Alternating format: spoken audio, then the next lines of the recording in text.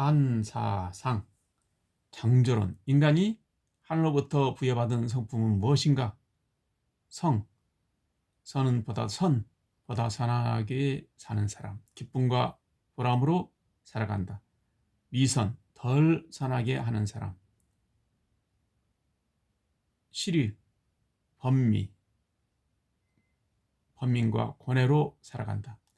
흰 옷에 조명을 비추는 색에 따라 색깔이 나타나듯이 어떻게 살아가고 있느냐에 따라서 부사말로서 우리의 성품이 빛과 같은 것이어서 여기에 조명을 보다도 좋은 것을 비치면 밝은 색이 되는 것이고 덜 선한 것을 비치느냐에 따라서 결과는 어둡게 되는 것이다.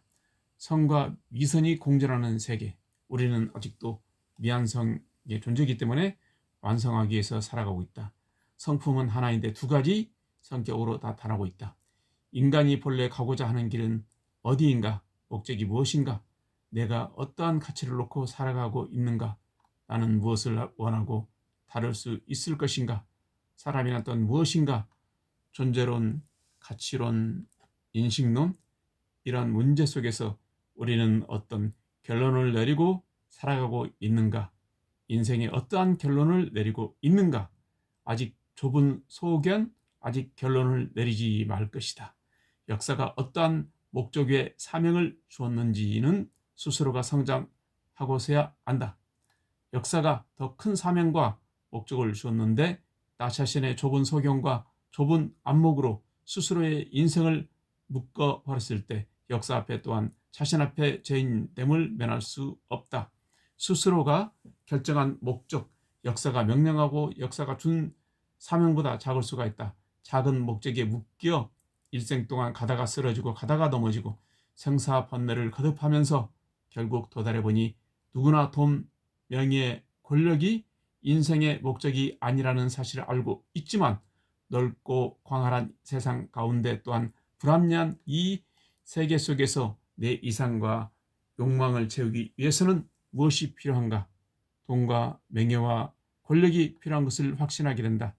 또 이것이 나쁜 것은 아니다. 그런데 어느덧 내 이상과 욕망을 충족시키기 위해서 돈과 명예와 권력을 잡으려고 뛰다 보니 어느새 머리 위에는 서리가 내리게 된다.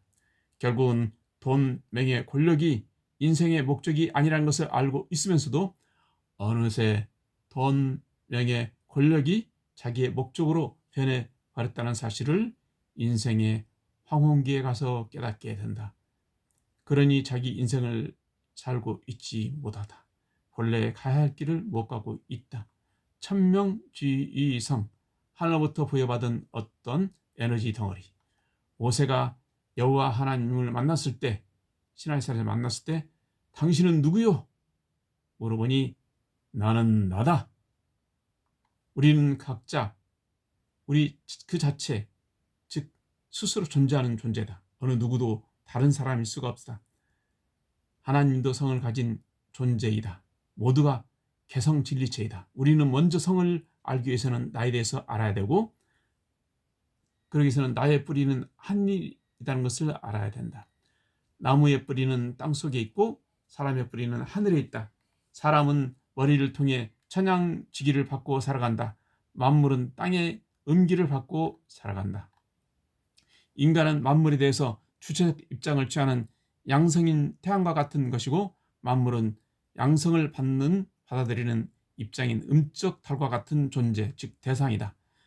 인간은 만물의 영장이다. 본래 나 자신을 알기 위해서는 이제 근본적 성의 한계를 규명해야 할 것이요. 혈통을 떠나고 인연과 지연을 떠난 상황에서 우리의 뿌리는 곧 하늘이다. 그렇다면 과연 하늘은 어떻게 구성되어 있는가? 하늘은 우리가 생각한 것처럼 어떤 사람이 형상을 쓰고 있는가? 아니면 어떤 마력과 같이 거대한 힘을 가지고 있는 존재인가? 이러한 사항을 먼저 규명하고 난 다음에 나 자신이 무엇이냐? 내가 무엇을 해야 할 것인가? 나 자신이 어떤 가치를 놓고 살아가야 할 것인가? 내가 어떠한 목적을 향해서 걸어가야 할 것인가? 철학의 4가지 명제가 명확하게 답이 나온다. 도대체 하늘이 어떻게 존재하고 있는가? 기독교에서는 하나님, 불교에서는 부처님, 미륵교에서는 미륵 부처님, 하늘의 실존, 나와는 어떠한 상관인가? 모든 피조 만물의 뿌리인 하늘이다. 노자가 하늘을 도라고 했다. 시이 불견 왈이, 보나 보이지 않으니 이라가고, 청이 불문 왈희, 들어도 들을 수 없으니 시라 했고, 박지 부득 왈미, 잡으려 해도 잡을 수 없으니 미라 한다. 이렇게 했습니다. 이렇게 도덕경에 나오는 문장에도 그야말로 이렇게 하늘을 미묘하다 이렇게 표현했습니다. 자, 이공천, 첫째, 성이란 성품이다. 하늘의 이 성품은 이공천이라 하는데, 우리 한사상에서는 성은 하늘의 성품이요 명은 모든 것을 가르치는, 또한 지시하는 것이 명이다. 정은 모든 형태를 나눔을 정의라 했다. 즉 성, 명, 정이 바로 하나님의 자리이다. 또한 참부모의 자리, 통치자의 자리, 스승의 자리이기도 하다. 성 무엇인가? 성과 위선이 구별이 없다 이거죠. 큰 대덕과 조화와 아버지의 자리, 부, 정의 자리, 자유의 자리이다. 명이란 무엇인가? 명함의 대해를 가지고 교화를 할 수 있는, 가르칠 수 있는 스승과 또한 지혜의 자리, 진리의 자리이다. 정의란 무엇인가? 타소, 공사, 대력, 다스리는 자리, 치화의 자리, 임금의 자리, 통치자의 자리, 의로운 자리, 정의로운 자리이다. 성은 성과 위선이 구별이 되지 않는 자리이다. 성과 악에 구애받지 않는 자, 성과 악을 구별하지 않는 자, 성에 통달할 수 있는 자, 이 자리는 모든 것을 만들어내고 돌리는 덕의 자리이다. 덕이는 성과 위선의 구애를 받지 않는다. 인격을 키우고 성장시켜서 우주를 품을 만큼 덕을 갖고 있고, 그야말로 세상을 가슴속에 품어 안을 만한 대덕을 가진 자는 그 마음속에 성과 위선이 존재하지 않는다. 이것이 바로 조화의 자리, 창조의 자리이다. 하늘은 우주 만상의 억조 창생을 창조해 놓으실 때에 성과 위선적인 존재들을 수없이 만들어 놓으셨다. 성과 위선은 사람이 구별해 놓았을 따름이다.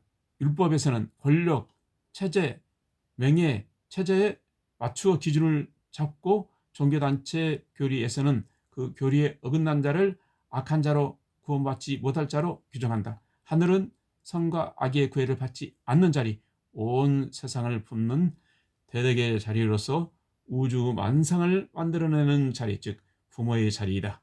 성과 위선이 구별되지 않는 자리, 성과 악에 구애받지 않는 자, 성과 악을 구별하지 않는 자, 도에 동달하는 자리의 자리, 이 자리는 모든 것을 만들어내고 돌리는 덕의 자리이다. 덕 있는 사람은 성과 위선의 구애를 받지 않는다. 인격을 키우고 성장시켜 우주를 품을 만큼 덕을 갖추고 세상을 가슴속에 품어 안을 만해야 한다. 큰 덕을 가진 자는 그 마음속에 성과 위선이 존재하지 않는다. 이것이 바로 고차원적인 자리, 창조의 자리이다.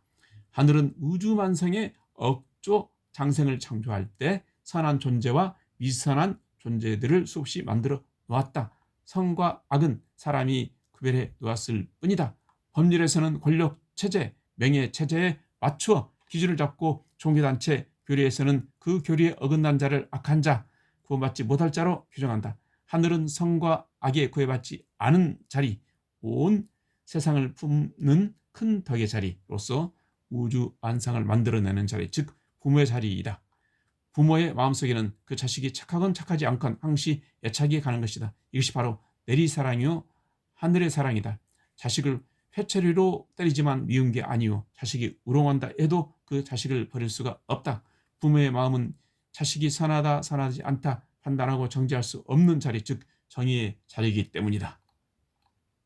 하늘은 바로 이러한 성품을 갖고 계시기 때문에 또 이것은 자유의 자리이다. 그래서 하늘은 인간에게 무한한 자유를 주시었다. 어느 누구도 심지어 하늘도 인간의 자유를 구속하지 않는 자유를 부여하셨다. 대덕을 갖춘 자, 선하게 구애받지 않는 인격의 대덕을 갖춘 자만이 자유를 누릴 수 있다. 이상과 욕망 너머에 자유가 있다. 평생을 먹어도 질리지 않는 자유이다. 이 하늘의 성품은 바로 명예의 자리이다. 명예의 자리는 무엇인가? 밝음과 어두움에 구애받지 않는 자리이다. 하늘은 이 세상을 만들어 놓을 때 음주도 양주도 만들어 놓았다. 또 보다 어두운 그림자를 갖고 살아가는 사람보다 밝은 빛을 갖고 살아간 사람이 있다. 음의 기운을 받았는가? 양의 기운을 받았는가? 그 가문이 어떤 기운을 받았는가에 따라서 그러한 기운을 갖고 살아간다. 어떤 집은 가풍이 구질구질하고 어떤 집은 상쾌하다. 어떤 사람을 대하면 구질구질하고 어떤 사람은 상쾌하고 명쾌하다. 이것은 각기 음양의 기운을 타고난 것이다. 밤과 낯을 구별하지 않는 자, 밤과 낯이 구별되지 않는 자리, 슬기의 자리이다. 대해의 자리이다. 부모의 마음속에는 자식이 착하든 착하지 않든 항상 애착이 간다. 내리사랑이다. 회초리로 때리지만 미워서가 아니고 또한 자식이 우롱한다 해도 버릴 수가 없다.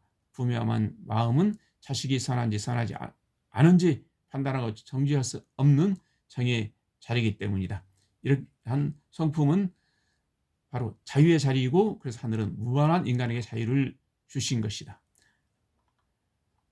이렇게 지혜로운 자는 모든 문제를 원만히 처리해 나간다. 삼국지에 나오는 봉주 선생의 향리 생활을 보라. 그 사람은 큰 일을 하루에 다 처리해 버렸다. 이것이 바로 해안이 있는 생활이다. 대지혜의 자리는 가르쳐서 변화시키는 자리, 교화의 자리이다. 바로 스승의 자리, 스승은 진리를 가르친다. 밝고 어두운 것을 구별할 수 있는 지혜의 눈을 뜨게 해주는 스승의 자리다. 하늘의 성품은 이렇게 밝음과 어두움에 구애되지 않는 밝고 어두움까지 품어버리는 대해 슬기 교화의 자리, 스승과 같은 하늘이 바로 하늘의 자리이고, 아버지와 같은 것이 하나님이요 스승과 같은 것이 또한 하나님이다. 세 번째 성품, 세 번째 하나님의 성품은, 하늘의 성품은 정의 자리, 소유가 결정되지 않는 자리, 많고 적음의 구애를 받지 않는 자리, 공사가 구별되지 않는 자리, 공사에 매이지 않는 자리다. 이렇게 정의 자리는 몸이다. 사람의 몸은 시공의 한계를 지니고 있다. 신체 언어, 신체 영역에 있다. 몸의 느낌의 말, 범죄자는 프라이버시 영역이 넓기 때문에 보통 사람보다 넓은 프라이버시 영역을 갖고 있다. 그래서 인구가 좀이란 대도시에서 자기의 영역을 침범당하다 보니까 거기서 감정이 일어나 범죄를 저지른다. 하늘은 이 땅에 많고 적은 것을 모두 다 창조한 존재인데 어찌 많고 적음의 구애를 받겠는가? 어찌 이건 내 것을 가릴 수 있겠는가? 큰 능력을 갖춘 자리, 큰 힘의 자리, 왕도 정치를 하는 임금과 패도 정치를 하는 임금과 무엇에서 차이가 나는가? 물론 덕과 죄에서도 차이가 나겠지만 큰 능력을 갖고 있는 임금은 백성들에게 세금을 그리 많이 거두지 않는다. 항상 검소하고 전락하며 이런 사람만이 공과 사를 초월해서 백성들을 올바르게 다스릴 수 있는 왕도 정치를 할 수 있다. 이것이 바로 치와의 자리, 임금의 자리이다. 하늘은 조화적 존재이다. 그래서 하늘은 만들어내는 부모의 자리, 조화의 자리, 가르쳐서 변화시키는 자리, 스승의 자리, 교화의 자리, 또한 하늘은 다스리는 자리, 임금의 자리, 치와의 자리이다. 부모의 자리와 스승의 자리와 임금의 자리를 갖고 존재하는 것이 하나님의 자리이다. 유계에서 공자님이 말씀하시기를 군사부 일처로겠다. 임금과 스승과 아버지는 하나이다. 이렇게 유계의 덕목을 통해서 도달하는 자리가 왕도 정치를 하는 임금의 자리다. 아버지의 자리와 스승의 자리와 임금의 자리는 바로 한민족이 보아왔던 하늘의 성품이다.